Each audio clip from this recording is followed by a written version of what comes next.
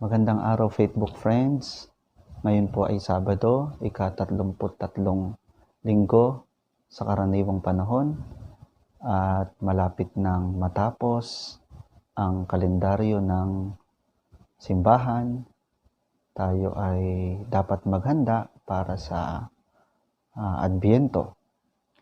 Ang atin pong mabuting balita ay hango kay San Lucas chapter 20 verses 27 to 40.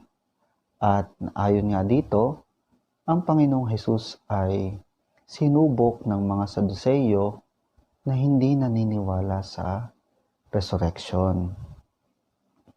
At maganda rin nating pagnilayan ano nga ba ang resurrection.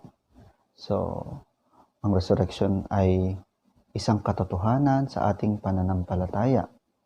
Tulad ng Panginoong Hesus, siya ay muling nabuhay, tayo ay muli ring mabubuhay. Lahat tayo ay mamamatay, ngunit ang kamatayan ay hindi pagtatapos ng ating buhay. Sa halip, ito ay pagbabago lamang. Kapag tayo ay namatay, merong particular judgment na gagawin ang Panginoong Hesus kung saan tayo mapupunta, sa langit, sa purgatorio o sa impyerno.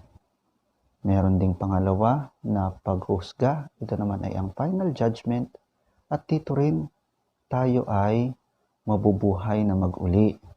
Ang ating katawan ay glorified o kakaiba sa tulad ng katawan natin dito sa mundo. Sa puntong iyon, tayo ay pupunta sa dalawang pamimilian. At saan man ito? Sa langit o sa impyerno, kasama ang ating katawan. Magsasama ang ating kaluluwa at ang ating katawan. So ngayon pa lamang dapat nating pagandaan sapagkat ang ating destinasyon dapat ay langit. So dapat tayong gumawa ng mga kabutihan habang tayo nabubuhay sa mundo.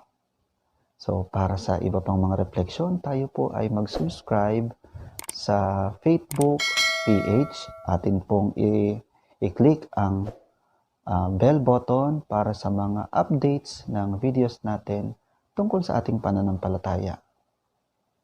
Maraming salamat po and God bless.